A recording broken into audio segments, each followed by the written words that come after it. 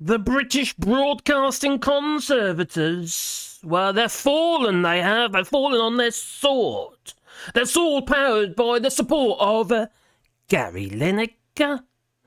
Well, GB News presenters such as Dan Wood and Nigel Farage, they said that Gary Lineker had performed a massive own goal, and that would be the end of Gary Lineker. But no. They must feel like they've been slapped across the face with a wet... Kipper. Probably. There's something I would like to see. Yes, Gary Lineker is to return to the match of the day. Thank God. Wasn't that boring on the weekend? There was no commentary, no pundits, no nothing. Just 20 minutes of gameplay. Well, the BBC have fallen on their sword. And Gary Lineker is to return. Thank God. Yes, Gary Lineker may return to match of the day. As talks with the BBC, the British Broadcasting Conservatives, progresses. Now, sources close to the presenter said to be confident Impartiality row will be resolved in his, well, to his satisfaction in the next 24 hours. Well, this has obviously brought up all sorts of concerns and brought to the surface the fact that the BBC hasn't been too impartial of late, no, since it's in the pockets of the Conservatives or vice versa. Well, Gary Lineker is reportedly close to returning to the match of the day with talks between the BBC and the presenter. Said to be moving in the right direction after a weekend of scheduling disruption. Though not all issues are yet resolved. Probably because the BBC have probably said that, I think, Gary, you need to stop tweeting. I think you should cancel your Twitter account. But he won't do that. No. And why should he? He has the support of the people.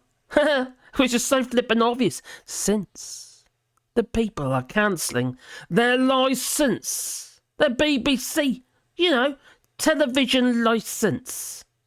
Well, the corporation's expected to announce a review of its social media guidelines in the wake of this controversial suspension of the presenter. I have to admit, they are rather vague. In fact, Gary Lineker didn't actually do anything wrong. No. And no matter what the likes of GB News and other pots are saying, he only criticised the words that were coming out of Suella Braverman's mouth, comparing it to 1930s Germany, Nazi Germany, as in the words used by Hitler, for instance. Well, sources close to the former England striker are reportedly increasingly confident that the Impartiality row will be resolved to his satisfaction in the next 24 hours. And there is said to be growing confidence that he will resume hosting the popular BBC show from which he was stood down last week after a tweet. Yes, a flippin' tweet! What the hell did we go? What? Ah! The world's gone completely and utterly bonkers. Yes, that tweet. It compared the language used to launch the government's new asylum policy, which is absolutely disgusting and breaks the conventional human rights.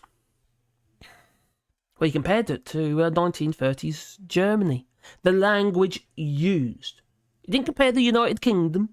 He didn't even compare Suella Braverman, although he should. No, just the language used. That's just a statement of fact. That's all that is. Why is it so controversial? Fact is fact. The writing was on the wall. And what's coming out of her mouth.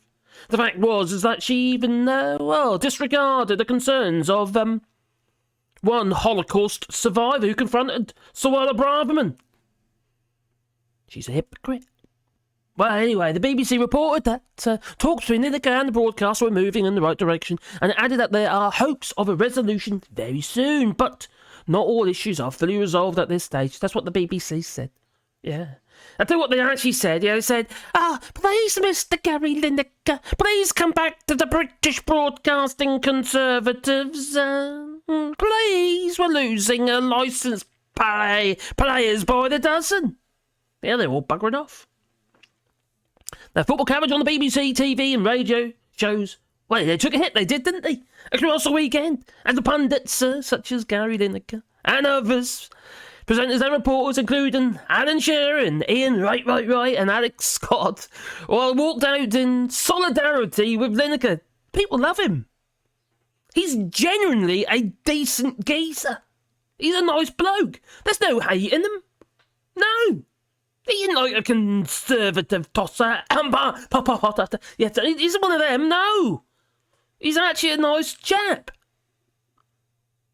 That's why he's done so well. Instead of broadcasting and pushing hate, those people, they die a death, they do. They disappear off the face of the planet.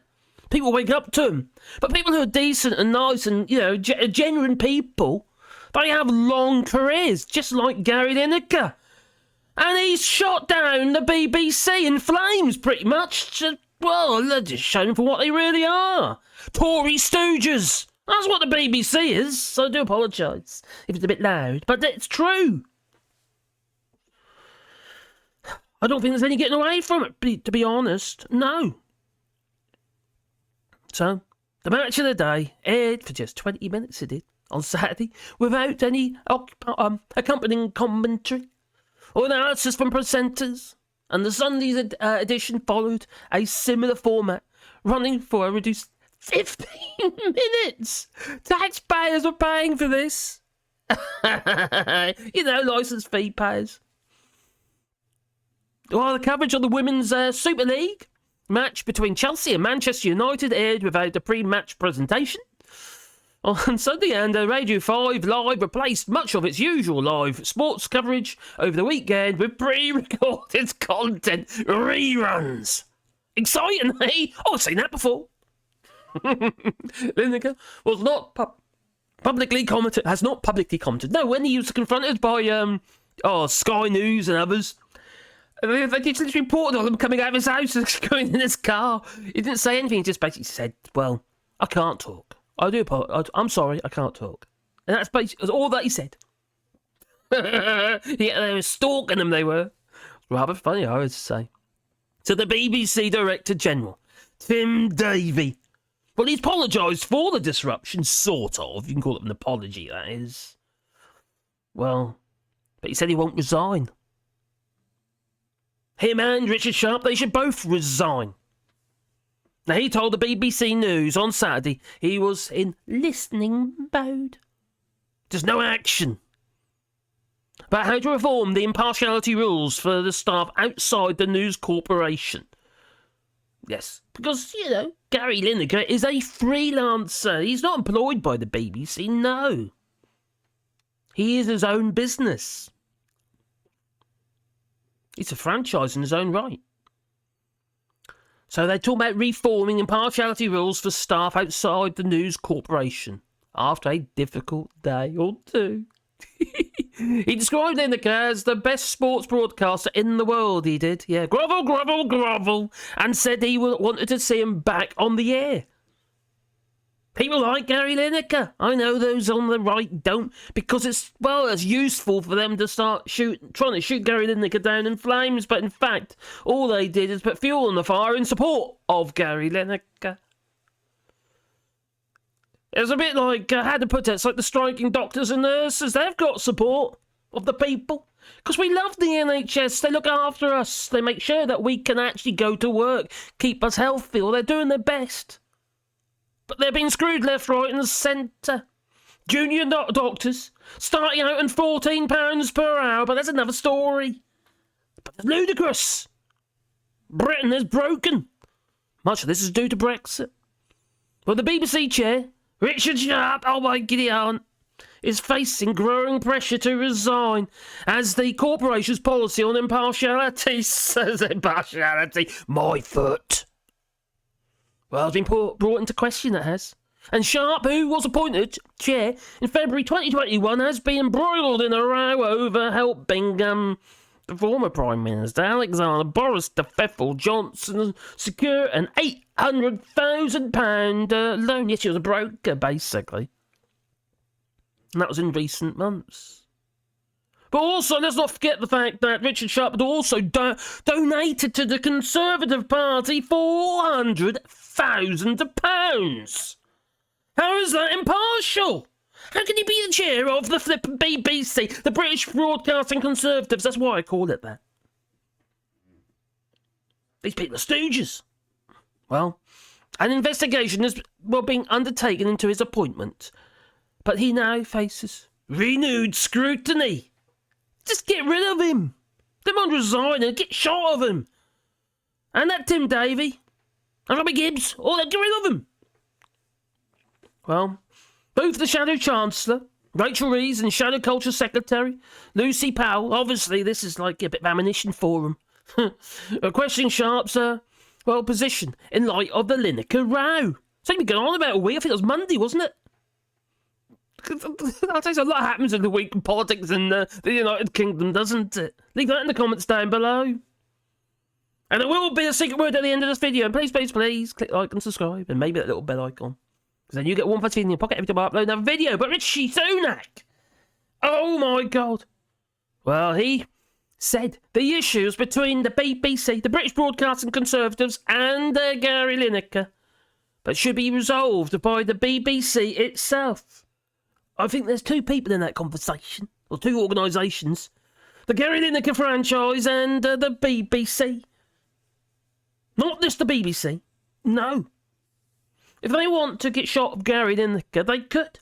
But I won't do them any favours, no. Because they're losing their, licence payers. And they don't want to do that. They're already losing licence payers to the internet. Left, right and centre. Well, he said, as in Richie Sunak, our tiny Prime Minister, Richard Sharp was appointed by a government before my time, he says. It wasn't my fault, no. My wife is only my wife, and she's, she's getting money from Russia, blood money from Russia. Oh, yes, by the way, they've actually managed to build us a new swimming pool with Russian money. That's lovely, isn't it? That's lovely. I know what we're going to do. Let's reorganise the national grid so we can actually get our electricity, enough electricity to heat our swimming pool. Costing 18,000 quid a year just to heat the flippin' thing. You Tory pot. That's what he is. Yes. He says that's before he was the Prime Minister, just kind of, shift the blame. You're the Prime Minister. You're the chair of the board, effectively. It's your responsibility. The buck stops with you. Well, have a sip of coffee. Well, that process is being reviewed again by someone who has been appointed independently and paid for by the Conservatives, probably. Or maybe they're another Tory donor. Maybe. He says, it's right. It's right, it is. That process finishes its course, just like all the other investigations. That delay. Just like the pandemic reports. How long is the Partygate going to take? Oh, I don't know. Investigations to Boris Johnson. We're paying for that. We're paying for his, bills to pay for his defence. Several £100,000. I don't know about you, but if I've ever been taken to court for whatever reason it might be, I've always had to kind of, pay for my own defence. It's quite normal, I'd have thought. But no, the taxpayers, that's you, have to pay. Well, he says, Richie Sunak, he says that it wouldn't be right for me to speculate before then. Well, you're a Russian stooge, Richie Sunak. Sorry. Anyway, the BBC has not commented further on the internal efforts to resolve the situation. The Paul Armstrong, a former Match of the Day editor, told the BBC that there was a lack of consistency and clear guidelines for how impartiality applies to sports staff. Well, it isn't just the sports staff, it's obviously freelancers as well. It is so vague. He says, yes, but, no, but. Well, he wasn't at least a bit surprised by the collective response from presenters, pundits and commentators.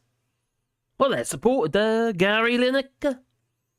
Now, Mark Thompson, who served as the BBC Director General between 2004 and 2012, told the BBC enforcing impartiality rules for non-news staff, such as Gary Lineker, was complex. You can't really enforce it now, because not unless you renew contracts. Noting that the BBC has walked into the 21st century, well, they've been stuck in the past for way too long, has the BBC. But also we've got to remember is the BBC, well, they could actually, well, they could still get rid of Gary Lineker. Because these are just, well, it's speculation from Gary Lineker's friends. It isn't actually, it's not been, yet. The BBC really has not commented as yet. So it could all go pear-shaped still. But the BBC wouldn't do that because it would really shoot themselves in the foot. That will be their own goal. Sounds a bit like Brexit, if you ask me. When the old numpties put that cross in the wrong box. And the secret word today, well, I'll get into it in a minute anyway. If you want to support the channel, there is Patreon or buy us a coffee, and the links are down below in the description. Also, we're planting trees. I'm planting trees on 2 hectares of land, which you'll be part of that. For, and there's a GoFundMe link down below, for which basically you can buy a tree. I'll plant a tree on your behalf, and I'll make a sign to go with that tree, with a rope and what have you, 'cause I'm a woodworker. So yeah, I'll make a sign to go with the tree, and it'll be your tree factory, your sign and stuff. Yeah. It could be just your name, or it could be a memory of somebody. Anyway, the secret word of today. Well, it's 2 words, in fact. Well, it could be the British Broadcasting Corporation, which is 3 words, or the British Broadcasting Conservatives. But no, it is the own goal. Definitely not a hat trick, unless they do it another 2 times. No. So the secret word of today is trick. No, it's not. It's own goal. I'm losing my blooming mind there. Oh my god. Anyway, I need another coffee. I need some caffeine. So, at the very least, GB News have been made look like total and utter Kipper. yet again. Well, it's time for me to go anyway. That was an own goal. So, ta-ta.